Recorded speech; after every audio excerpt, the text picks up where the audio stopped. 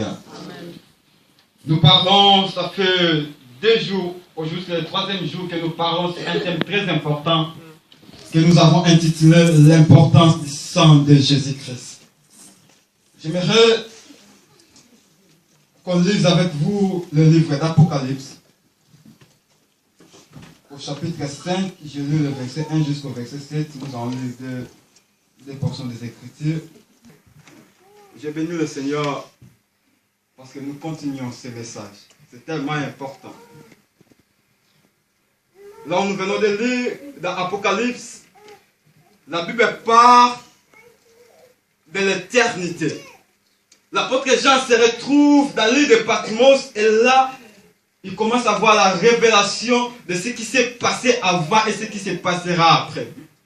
Et pendant qu'il était dans l'île de Patmos, il a vu au milieu du trône un ange puissant qui criait, qui était digne d'ouvrir le livre.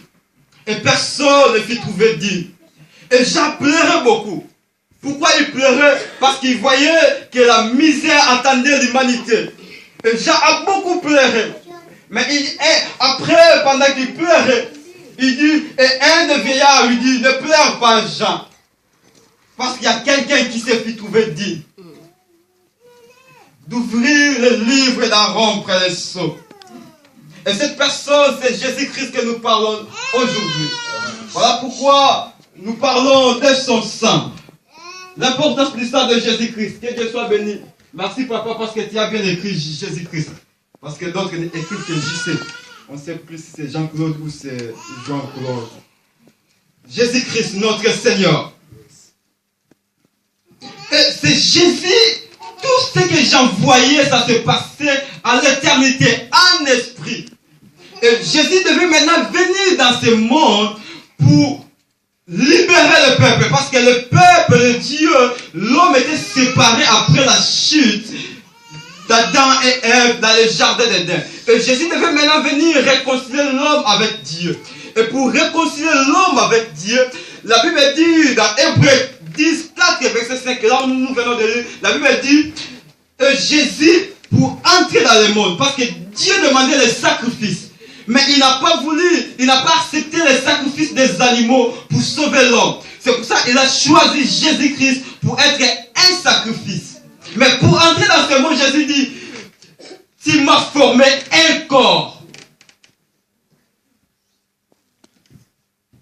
Alléluia. C'est pourquoi Christ entra dans le monde dit, tu n'as voulu ni sacrifice ni offrande, mais tu m'as formé un corps. Donc Christ n'est pas le corps que Dieu a formé. J'aimerais parler à quelqu'un ce matin. Christ dit, tu m'as formé un corps. Donc moi je ne suis pas le corps. Mais tu as formé un corps pour moi pour venir dans le monde. Parce que l'homme, l'esprit n'a pas d'influence sur ce monde physique. Pour que l'esprit puisse influencer le monde, il doit avoir un corps. C'est pour ça lorsque dans Genèse chapitre 3, la Bible dit, le diable a utilisé un corps pour tromper la femme. Il ne pouvait pas venir comme ça. L'esprit, pour qu'un esprit puisse influencer le monde, doit avoir un corps. C'est pour cela que Dieu a formé un corps pour Christ. Tu m'as formé un corps. Je ne suis pas un corps, mais tu m'as formé un corps. Le corps n'est qu'un simple instrument que tu as choisi, que tu m'as donné pour influencer le monde, pour me permettre d'entrer dans le monde qui est physique. Et là, j'aimerais dire à quelqu'un que le corps que tu as, c'est un cadeau que l'Éternel t'a donné. C'est un don de Dieu pour toi. Mais toi, tu n'es pas le corps. Raison pour laquelle tu dis ma tête, ma main. Toi, tu n'es pas le corps. Tu es un esprit. Voilà, dans Job 32, verset 8, la Bible dit, en réalité, dans l'homme, c'est l'esprit. Donc, l'homme n'est pas le corps. Ce que vous voyez, ce n'est pas moi. En réalité, moi, c'est l'esprit. Et là, je continue, j'aimerais dire encore à quelqu'un, ne te préoccupe pas du corps que l'Éternel t'a donné, de la race que l'Éternel t'a donnée. Parce que toi, en réalité, ce n'est pas ce que tu vois, mais en réalité, toi, c'est de l'intérieur. Tu es un esprit venu dans le monde pour influencer, pour impacter. Mais pour impacter, Dieu doit te donner un corps. Voilà, il a donné un corps à notre Seigneur Jésus. Donc le corps ne sert à rien. Le corps ne sert à rien. Que je sois grand, petit, costaud, maigre, grosse, le corps n'a pas d'importance. Ce qui est important, c'est l'esprit. Voilà, il faut faire de temps en temps attention à notre esprit. Développer l'esprit. Parce que c'est l'esprit qui influencera le monde. Le corps ne sert à rien. Tu m'as formé un corps. Parce que tu n'as accepté ni sacrifice. Parce que le corps a le sang. L'esprit n'a pas de sang. En Christ était venu pour verser le sang. Et pour verser le sang, il devait avoir un corps. Parce que lorsque les peuples d'Israël sont sortis en Égypte, Dieu a instauré une fête. Une fête que les Hébreux appellent le Yom Kippour. Le Yom Kippour, c'est une fête du grand pardon, le fait où les enfants d'Israël devaient être pardonnés de leurs fautes. Et cette fête s'est passée une seule fois par année. Et le souverain sacrificateur devait entrer dans le lieu très saint pour verser le sang. Et ce sang, c'était une signe de pardon pour le peuple. Et le souverain sacrificateur avait deux boucs. Et parmi ces deux boucs, un sera sacrifié et l'autre sera envoyé dans le désert. C'est ce bouc qu'on appelle le bouc émissaire. Notre sœur Mara chantait le bouc émissaire. Et Jésus-Christ était le bouc émissaire. Le bouc émissaire était le bouc où le souverain sacrificateur prenait et il mettait le faute. Tous les péchés des enfants d'Israël sur ce bouc et ils envoyaient ce bouc à l'extérieur de la ville, dans le désert. Ça disait que tous les péchés du peuple étaient pardonnés. Voilà, Jésus aussi. Tant que souverain sacrificateur, tant que sacrifice ne devait pas être crucifié, ne devait pas mourir dans la vie. En tant que bouc émissaire, il devait être pendu, crucifié hors de la vie. Parce que le bouc émissaire amenait le péché du peuple. Je ne sais pas pourquoi je voulais dessiner le tabernacle. Alléluia. Est-ce que je parle à quelqu'un? Amen. Ce jour-là, le peuple a été sanctifié. Parce que le souverain sacrificateur versait le sang. Or, la Bible dit, dans Hébreux 9, à partir du verset 11 jusqu'au verset 14, la Bible parle de Jésus-Christ maintenant en tant que souverain sacrificateur. La Bible dit que Jésus-Christ en tant que souverain sacrificateur, qui était venu dans le monde pour purifier le peuple. La Bible dit, il est entré dans le tabernacle céleste. Parce que nous avons dit que le tabernacle avant d'exister, ça existait déjà. C'est pour ça qu'il a dit à Moïse, tu construiras le tabernacle, non selon ta façon, mais selon le modèle que tu as vu dans le ciel. Ça veut dire que dans le ciel, le tabernacle existait déjà. Et Moïse devait juste copier le tabernacle qui existait dans le ciel. Et lorsque Jésus est venu dans ce monde, il a traversé, non le tabernacle fait par Moïse, mais il a traversé le tabernacle céleste parce qu'il était souverain sacrificateur. Là, pourquoi il a traversé? Pour nous purifier, pour amener non le sang de bouc, non le sang des animaux, mais pour amener son propre sang dans le lieu très simple pour que toi et moi, nous soyons pardonnés. Amen. Et la Bible dit, lorsque Jésus est entré, pour les Juifs, le tabernacle, entrer dans le tabernacle, dans le lieu très saint, c'était chaque année. Si on le fait en 2015, nous le ferons en 2016. Mais Christ est entré une seule fois pour tous. Amen. Amen. Makamouya, il y a ma tour et ça sauté. Tout a changé. Et ce que j'aime bien, la Bible dit que Jésus était souverain sacrificateur. Mais pour qu'un souverain sacrificateur puisse entrer dans le lieu très saint, pour qu'il puisse avoir un souverain sacrificateur, des sacrificateurs ne pouvaient pas. être dans une même époque. On ne pouvait pas avoir des souverains sacrificateurs. Voilà le souverain sacrificateur de l'époque, lorsqu'il a vu Jésus. La Bible dit lorsque le souverain sacrificateur a vu Jésus, Jésus devait accomplir sa mission. Mais il y avait encore un autre souverain sacrificateur. Et ce souverain sacrificateur devait se destituer de sa charge. C'est pour cela qu'il a déchiré ses vêtements pour donner la priorité, le passage à notre Seigneur Jésus. Parce que notre Seigneur Jésus ne pouvait pas jouer son rôle de souverain sacrificateur pendant que les sacrificateurs est vivant. Amen. Et lorsqu'il a traversé le tabernacle céleste, là maintenant il a versé le sang. Le sang de Jésus. Nous ne parlons pas du sang du pasteur Esaïe, mais nous parlons du sang du Fils de l'homme. Nous parlons du sang de Jésus-Christ. C'est ça que la Bible dit, crie plus que le sang d'Abel. Ce sang est différent de ton sang. Amen. Le sang s'attache. L'importance du sang. L'importance du sang. Jean 19, 32 et 34. Je suis dans la joie ce matin. Je ne sais pas si toi tu es dans la joie, mais moi je suis dans la joie. Et il faisait souffrir Jésus.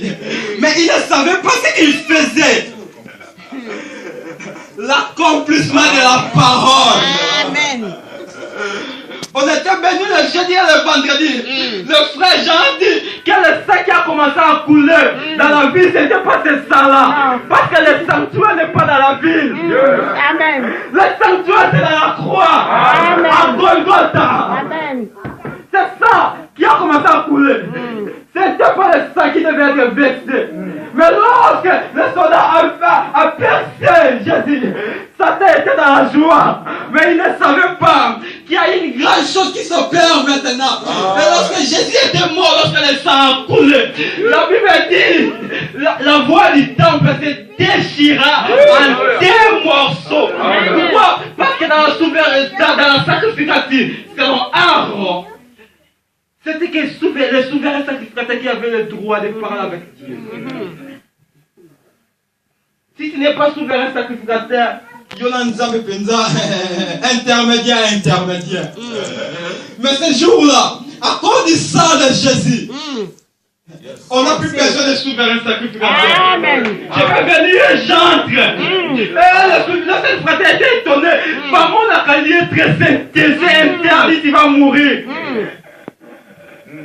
Mais ce jour-là, même les sacrificateurs qui étaient dans le lieu saint, ont vu ce qui était à l'intérieur du lieu saint. Et ils sont sortis vivants. Amen. Parce qu'il y avait une nouvelle alliance qui venait de s'installer. J'aime la mort de Christ. Malgré ça peut pleurer. Mais j'aime la mort de Christ. Parce qu'à cause de sa mort que nous sommes enfants de Dieu. À cause de la mort de Christ que toi et moi nous sommes sauvés. Amen. C'est pour ça lorsque tu regardes le film de Jésus, lorsque on les crucifie, pleure de joie. Quand tu ne veux pas que Jésus meure, tu ne seras pas sauvé. Ça fait mal, mais je suis dans la joie quand on frappe mon Seigneur. Quand on le perce, je suis dans la joie parce que je sais que le sang va couler et moi je serai sauvé. Amen.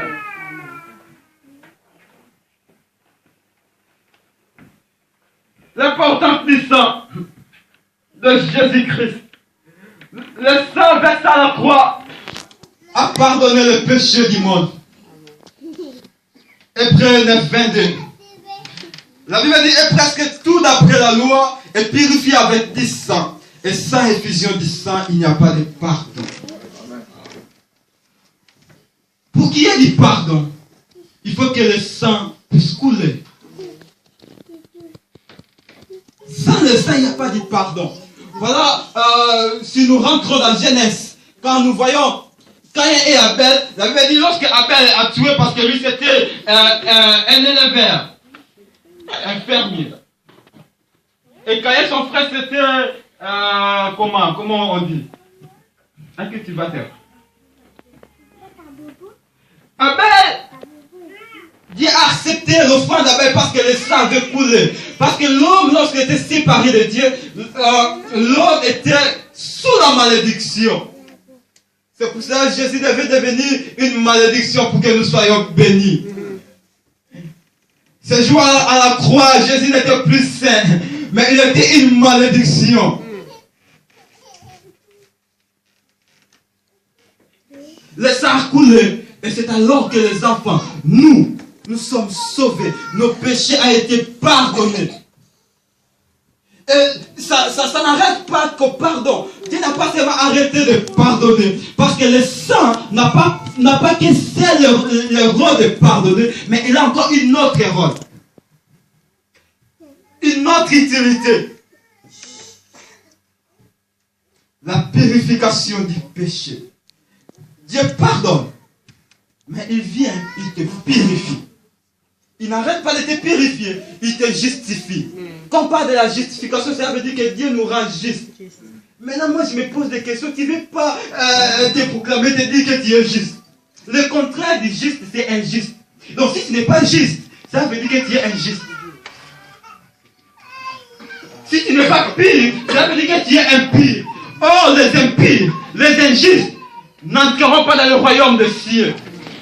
Et j'aimerais te dire que tu n'es plus injuste. Mais t'attends que je suis juste. Moi je dis je suis juste. Je suis saint parce que le sang m'a sanctifié. Toi tu es là toujours. Moi je suis un pécheur. Je suis un pécheur. Non, tu n'es plus un pécheur. Tu n'es plus injuste. Mais tu es devenu juste parce que le sang de Jésus t'a justifié. Tu dois croire à cela. Amen. Ne crois plus que tu es encore pécheur, que tu es encore injuste. Tu es devenu juste parce que l'Éternel t'a justifié par son sang. Nous continuons.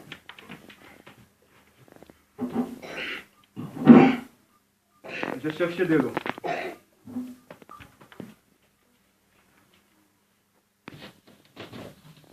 Nous lisons Éphésiens 2.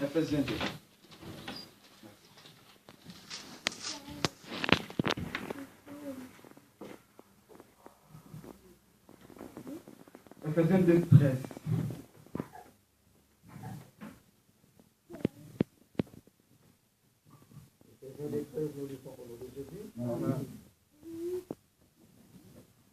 Mais maintenant, en Jésus-Christ, nous qui autrefois étions loin, vous êtes devenus proches par le sang de Christ, parole du Seigneur.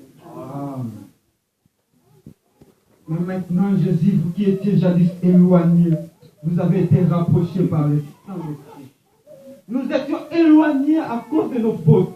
Mais lorsque le sang de Jésus a été versé à la croix, ça nous a rapprochés avec Dieu.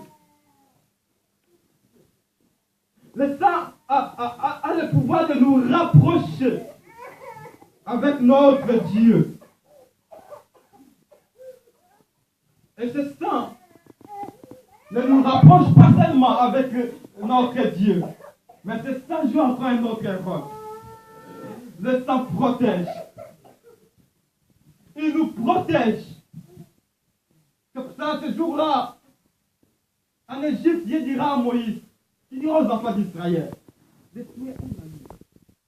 Et ils prendront le sang de l'agneau, ils mettront ça dans le linteau, dans les colonnes de porte de maison. Parce qu'il y a un ange qui viendra pour frapper l'Égypte. Mais s'il y a du sang, l'ange n'entrera pas. Ça veut dire que le sang protégeait les enfants d'Israël. Et le sang que nous parlons, le sang de Jésus, le sang de l'agneau sans tache, nous protège contre tout ce qui est du diable.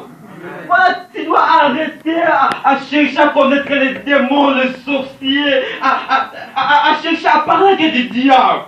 Parce que tu as déjà le sang de Jésus-Christ en toi. Ça veut dire comme tu as le sang de Jésus, personne ne peut te toucher. Tu es protégé par Dieu. Parce que le sang de Jésus te protège. Tu es devenu inliamable, intouchable, je ne sais pas quoi, insimamable. Parce que le sang de Jésus te protège. Sois dans la joie, parce que le sang de Jésus te protège. Je ne sais pas si tu sors de quelle famille, mais moi je te dis, quel que soit le niveau de la sorcellerie de ta famille, mais il y a du sang de Jésus qui te protège. Amen. Amen. Ils te chercheront dans tous les moyens, mais ils ne pourront pas te toucher parce que tu es devenu intouchable. Amen. Amen. Est-ce que je parle à un intouchable ce matin? Amen. Est-ce que je parle à un estimable ce matin? Un inliamable. Oh, c'est qu'il n'y a pas de sang. On ne peut pas nous bouffer comme ça. Parce que le sang nous protège. Amen. Tu es protégé par le sang. Amen. Et je déclare sur ta vie et sur tes enfants. Personne ne peut toucher. Le diable ne touchera pas tes enfants. Parce que tu es intouchable. Le diable ne touchera pas ma fille. Parce qu'elle est intouchable. Elle est couverte par le sang de Jésus. Amen. Bassa n'a pas complot. Qu'il fasse des complots. Va échouer. Apocalypse 12, 11, la Bible dit, ils les ont vécus à cause du sang de l'agneau. Le sang nous donne la victoire. Amen. Amen. À cause du sang, nous avons la victoire. Voilà dans ta vie. Tu seras toujours vainqueur parce que le sang est en toi. Amen. Et nous lisons Jean 6, 53, 54. Là, c'était compliqué. Balia qui m'a pas maintenant que m'a rempli à Makila, le buveur de sang. Jésus dit, Jean chapitre 6, verset 53, verset 54. Jésus leur dit, en vérité, je vous le dis, si vous ne mangez la chair du Fils de l'homme et si vous ne buvez son sang, vous n'avez point la vie à vous-même. Celui qui mange ma chair et qui boit mon sang a la vie éternelle et je les ressusciterai au dernier jour. C'était plutôt pâle. Jésus parle de boire son sang et de manger sa chair. Or, les enfants d'Israël avaient une interdiction de ne pas manger du sang. C'était interdit. Voilà, aujourd'hui, le judaïsme et les juifs continuent à observer cette loi. Ils vont pas entrer dans les mêmes alimentations que toi. Ils vont chercher les cachères. Les musulmans vont chercher les halal. Parce que c'était interdit de manger du sang. Mais Jésus dit, celui qui ne mangera ma chair, ni ne boira mon sang, n'a pas la vie éternelle. Ces gens pourront dire, mais cet homme, il ne sait pas que dans la loi de Moïse, c'était interdit de manger la chair et du sang. Parce que la vie est dans le sang. Il dit, mais pour avoir la vie, il faut faire quoi? Boire mon sang. De temps en temps, je dis, si Jésus était dans notre époque, on l'appellera des psychopathes, des maladies mentales. Mon sang.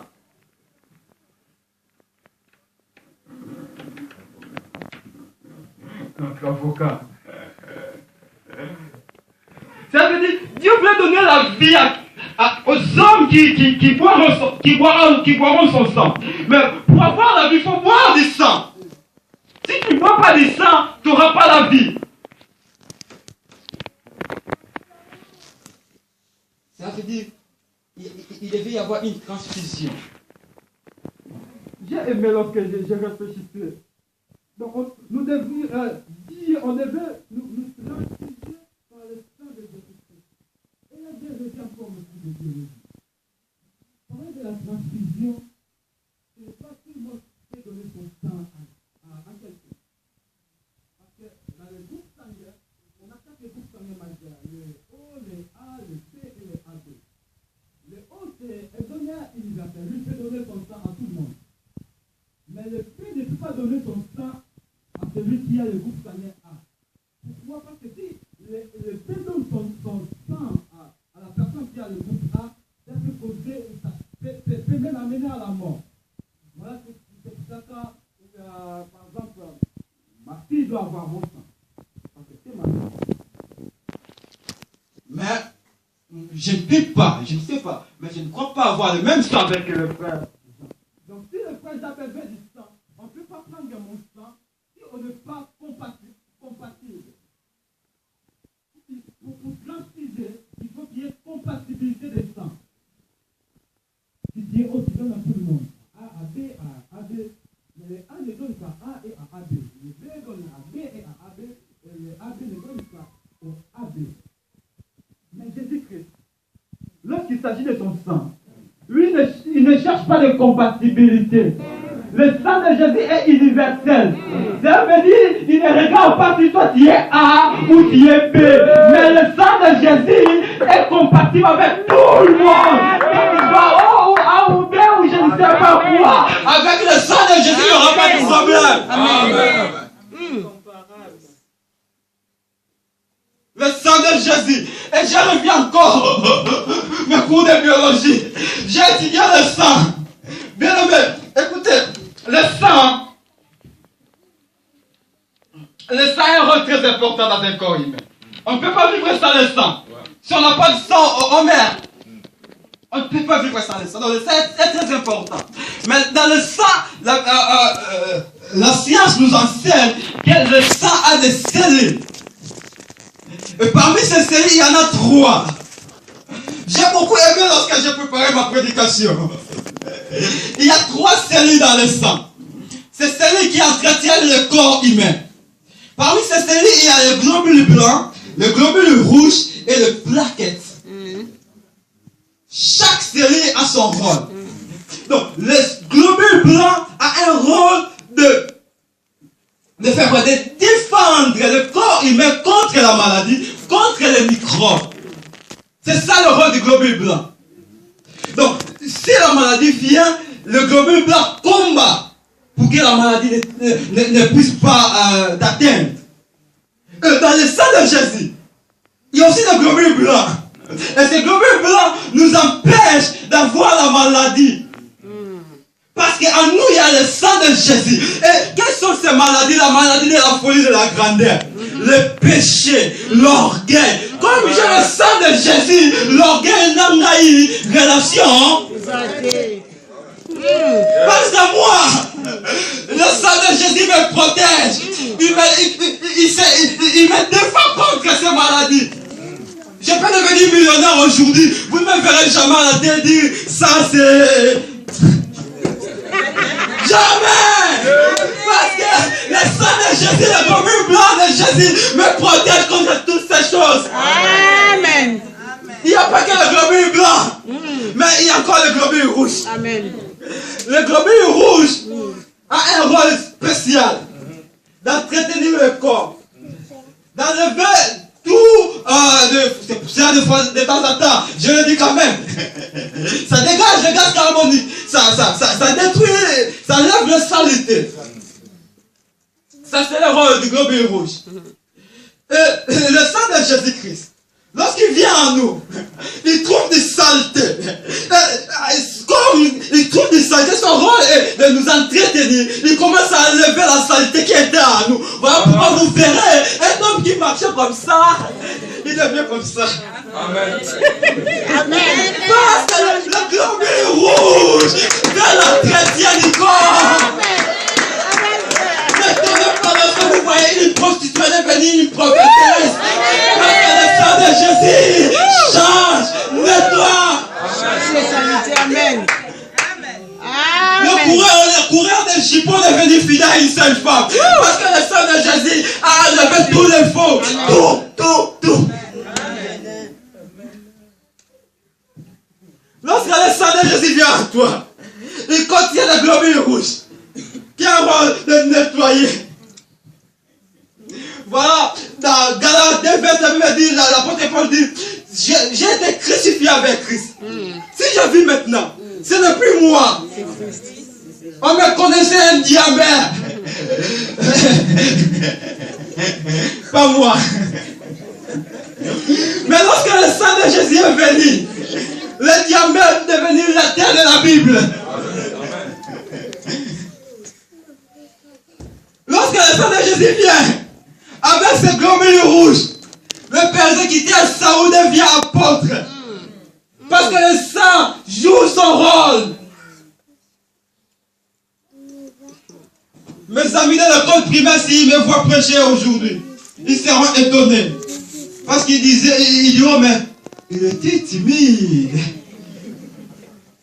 On les connaissait. Le sang de Jésus a levé toute timidité. Et là, je peux prêcher devant vous, à crier et à sauter, parce que le globule rouge fait son rôle. Amen. À part le globule rouge, nous avons les plaquettes. Quels sont les rôles des plaquettes? Les plaquettes ont aussi un rôle très important. Il sert à la coagulation du sang. La coagulation, c'est le fait de rendre solide. Ça veut dire, lorsqu'on est blessé, les plaquettes jouent un rôle pour qu'il n'y ait pas hémorragie. Parce qu'il y a hémorragie, on va mourir. Et les plaquettes nous empêchent, lorsqu'on est blessé. Vous savez, on peut être blessé dans ce monde. Par des soucis, par beaucoup de choses. Mais comme on a le sang de Jésus, nous on ne se comporte pas comme les autres. Vous ne me verrez jamais suicider. Parce que les plaquettes jouent un rôle très important. Amen. Je suis blessé, mais les plaquettes viennent pour faire quoi? Pour arrêter l'hémorragie. Donc le problème que je passe ne m'amènera pas à la mort. Oh non, j'aimerais dire à quelqu'un, le problème que tu as, le souci que tu as ne t'amènera pas à la mort, parce qu'en toi il y a le sang de Jésus. Et c'est ça un rôle très important de faire d'arrêter l'hémorragie. Tu ne mourras jamais à cause de tes soucis. Amen. Les plaquettes, j'ai réfléchi, j'ai dit, les plaquettes sont comme la foi. Les plaquettes nous donnent l'espoir, l'assurance que l'avenir sera encore meilleur. Voilà, Job dira, après tout ce qui lui est arrivé, il dit, je sais, je souffre, je sais, je suis devenu pauvre. C'est difficile quand on est pauvre, on devient riche, c'est bien, mais quand on est riche, on devient pauvre. Là, tu peux craquer mentalement, tu deviens fou. Mais Job dit, je sais que je souffre, mais je sais une seule chose. En moi, il y a le plaquette. Le sang de Jésus est en moi. Je sais que ces choses ne m'amèneront pas à la mort. Parce que je sais en moi, mon Rédempteur est vivant. Il se lèvera. Le plaquette. Que le sang de Jésus coule en toi au nom de Jésus. Je prie que le sang de Jésus coule en toi au nom de Jésus. Afin que toutes les choses mauvaises ne t'arrivent pas. Que tu ne sois pas frappé de la maladie qui frappe le monde aujourd'hui. Le sang de Jésus. Et la Bible dit que ce sang crie plus que le sang d'Abel. On nous a parlé que le sang parle. C'est une personne. Si on prend ton sang, on comprendrait que tu viens de la famille, je ne sais pas quoi. On pourra même te localiser que tu habites à Marché-Lopon. À cause avec ton sang. Le sang parle.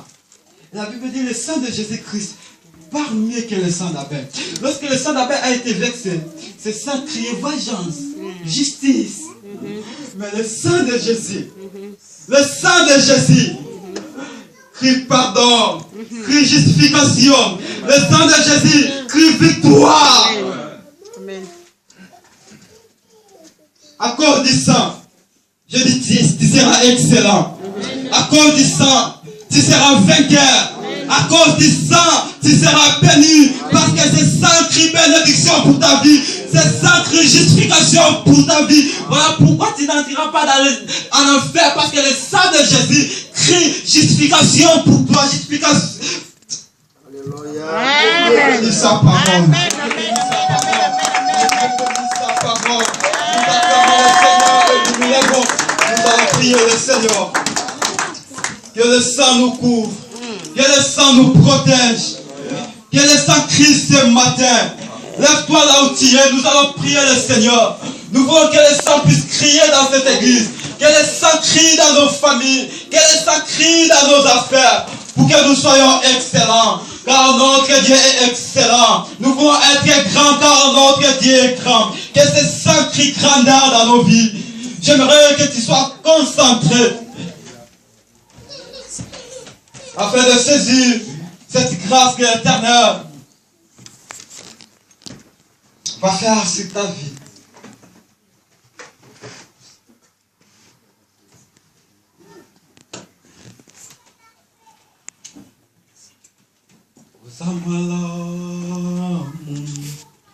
Yuzamalam, Yuzamalam,